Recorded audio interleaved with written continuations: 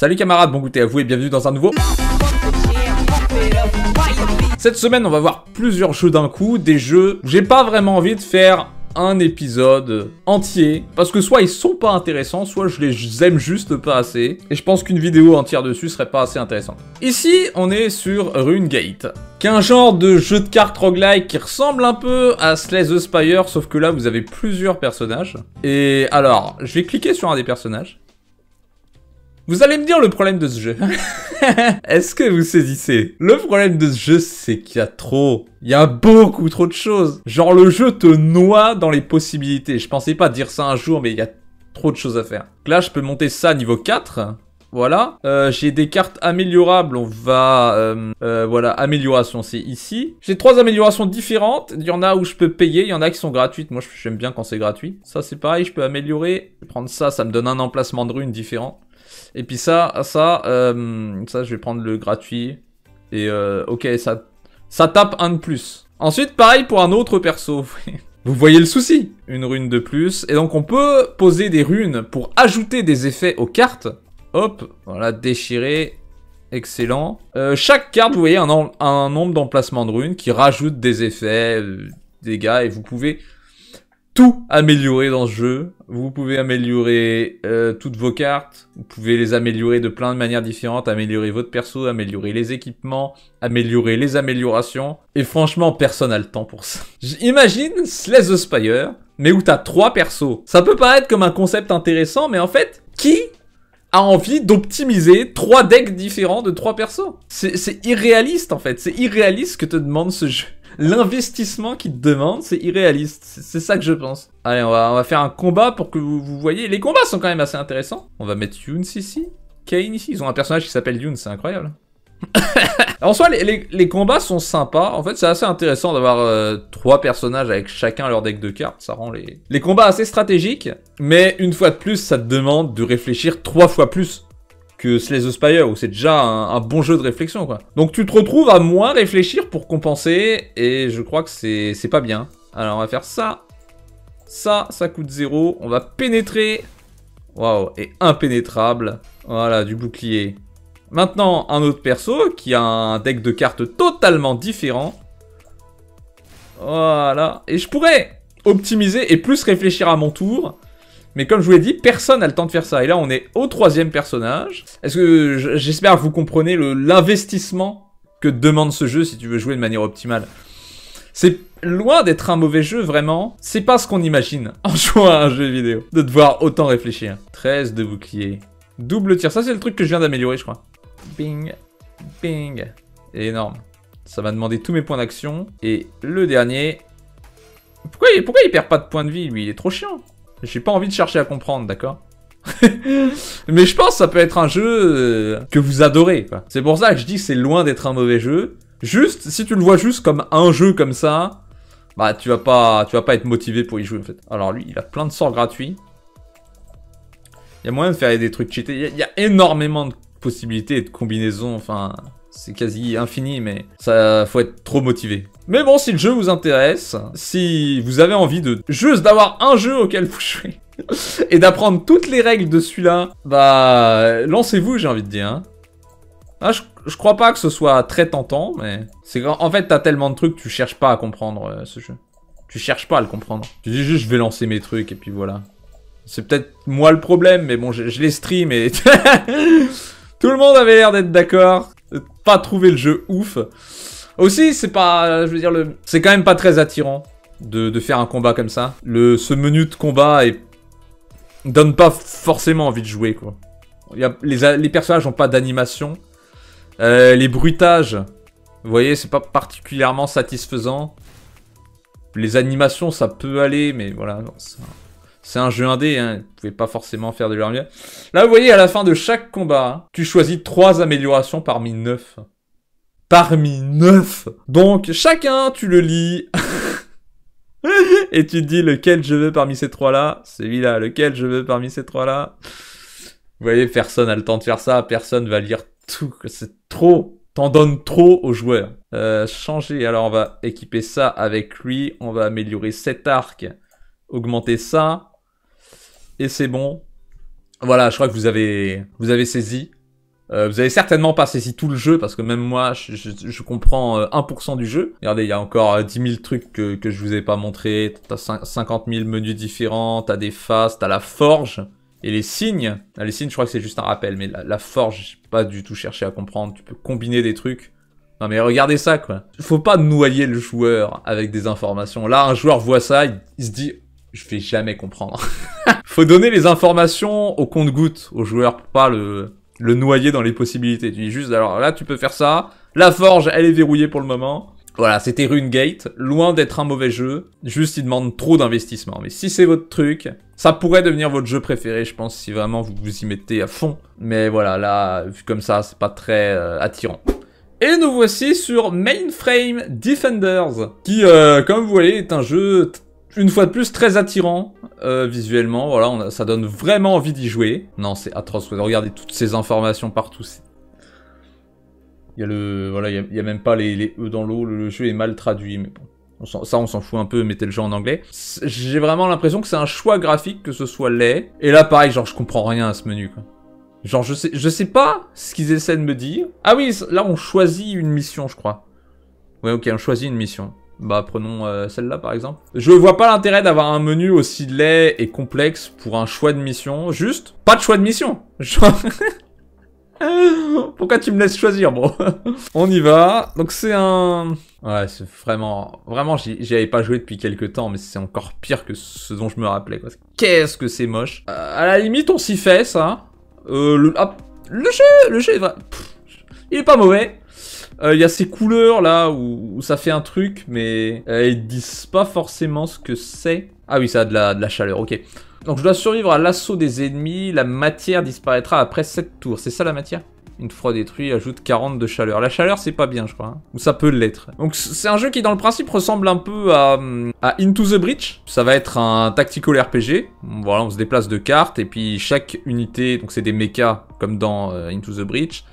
Et ils vont chacun avoir des sorts et vous pouvez les améliorer. Enfin des sorts, ils vont avoir des capacités, des armes. Plus précisément. Là, vous voyez, j'ai un canon automatique. Il y a beaucoup de choses à comprendre.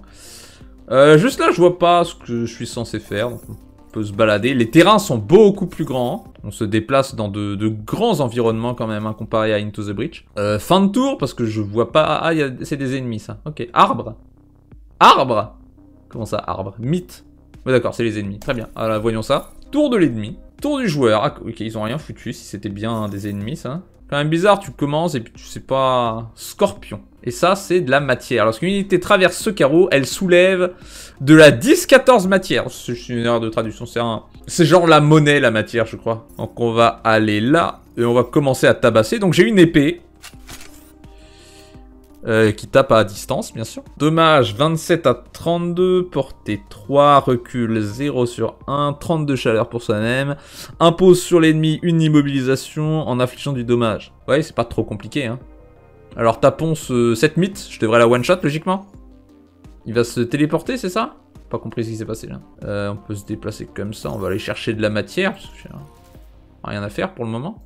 Il me semble qu'on peut détruire le décor dans ce jeu, hein. Si par exemple je fais un canon automatique là-dessus, ouais, j'ai détruit un mur. C'est intéressant, il y a des concepts intéressants. Autour de l'ennemi, ça y est, ils se mettent à jouer. Il m'a tiré dessus. Il m'a fait probablement perdre des points de vie. On comprend pas bien ce qui se passe avec ces graphismes, hein. Regardez ça, qu'est-ce que c'est ça? Genre regardez bien cette unité. Qu'est-ce que vous voyez? Lui ça va, hein, lui on reconnaît un peu, on voit des bras. Lui on voit rien du tout, quoi. Allez, il a un canon automatique lui aussi. Bam. Il a perdu 3, 5 et 5 points de santé. Parfait. Et lui, à son tour, canon magnétique. Bam. C'était bien magnétique. Il a ajouté de la corrosion. Et on a un autre paladin. On va essayer de taper à l'épée. Est-ce qu'il va se téléporter à chaque fois, lui?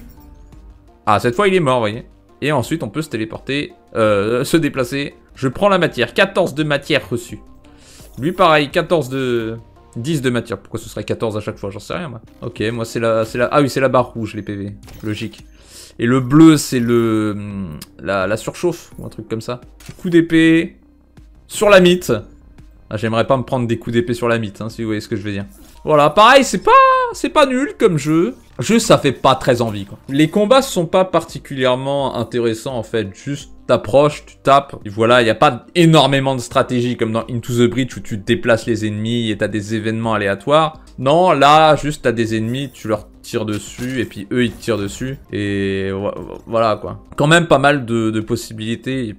Beaucoup d'améliorations, beaucoup d'unités, quand même de la stratégie au niveau de la chaleur, tout ça. Je pense juste qu'une vidéo entière sur ce jeu, on se serait fait chier. On passe au jeu suivant, et c'est Dome Keeper. C'est un jeu que j'avais trouvé plutôt sympa, qui avait pas mal de défauts, mais il y a eu pas mal de mises à jour en fait depuis la dernière fois où j'y ai joué, donc j'ai l'impression qu'il y a des défauts qui ont été corrigés, puisque je trouvais en fait qu'on faisait un peu toujours la même chose. Amélioration, donc c'est un peu un genre de tower defense où vous allez chercher des trucs comme ça pour améliorer votre base, et de temps en temps va y avoir des monstres qui arrivent et il faut que vous reveniez à votre base pour pouvoir les combattre. Alors ça indique le temps restant avant la prochaine vague de monstres, donc on va acheter ça et on va acheter un truc de combat peut-être. Non, j'ai que deux pièces, donc on peut améliorer pas mal de choses.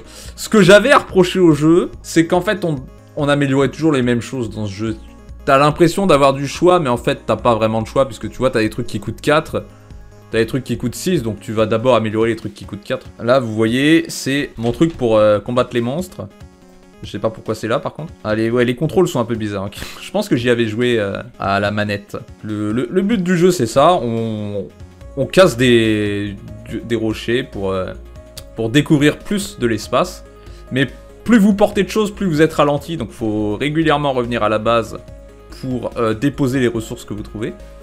Mais vous pouvez améliorer ça, vous pouvez améliorer votre combinaison pour pouvoir porter plus de choses, être moins encombré, parce que là, vous voyez, vous pouvez augmenter votre rapidité, enfin, il y a plein de choses à améliorer. Donc le principe est vraiment rigolo. Peut-être que le jeu est bien meilleur qu'avant. Le jeu était déjà sympa. Il y avait plusieurs personnes qui m'avaient demandé de le faire, et on y est. Il est l'heure de combattre le monstre. Donc au départ c'est facile. Voilà, là il n'y en avait qu'un seul, donc vraiment easy. On va améliorer le jetpack pour aller plus vite, voyez. Donc ça, vous êtes un peu obligé de l'améliorer, il vous donne la possibilité. Vous voyez ce que je voulais dire, il n'y a pas assez de choses à améliorer en fait. Il n'y a pas assez d'options, de dilemmes, plus exactement. Tu te dis, ok, mais pourquoi j'améliorerais pas ça en premier? Enfin, il y a forcément une stratégie optimale de toujours améliorer la même chose en premier. Je sais plus à quel autre jeu je reprochais ça, mais c'est pas le premier où je dis ça. Amélioration, maintenant on peut améliorer la vitesse de forage, la puissance de forage. C'est à peu près pareil. Les contrôles sont vraiment absurdes par contre. Hein. Voilà, ça va plus vite. Merveilleux. Et maintenant j'ai 5 trucs, donc on peut en déposer pour aller... 5 c'était trop. 5 je ne peux pas. Et donc plus vous allez profondément, plus vous allez avoir du mal à revenir à temps pour faire face à l'invasion. Vous voyez, il y a le timer en bas à gauche, qui veut dire que va bientôt y avoir un monstre qui arrive. Là, ça devrait arriver. Voilà, vous voyez que ça met du temps pour aller de l'autre côté, mais on peut améliorer la vitesse. Enfin, on peut à peu près tout améliorer, mais c'est un peu une illusion de choix. Et c'est ça que je reproche au jeu. Là, vous voyez, il y a un truc qui coûte 4, puis 8, puis 15. Sauf que tu vas pas rush ça, parce que si tu rush ça, ça veut dire que t'améliores pas ta combinaison. Donc peut-être que les chiffres sont mal équilibrés, parce que tu te retrouves à tout améliorer un par un, puis tout le deuxième niveau un par un. Enfin, c'est quasiment comme ça que ça se passe. Et ça rend pas le jeu très intéressant à cause de ça, je trouve. Sinon, le principe est cool, comme Tower Defense. Bon, c'est quoi cette ambiance sonore, là? J'ai juste l'impression qu'il y a quelqu'un qui souffle dans son micro. Mais comme je vous l'ai dit, ça s'est peut-être amélioré après la mise à jour. J'ai pas l'impression.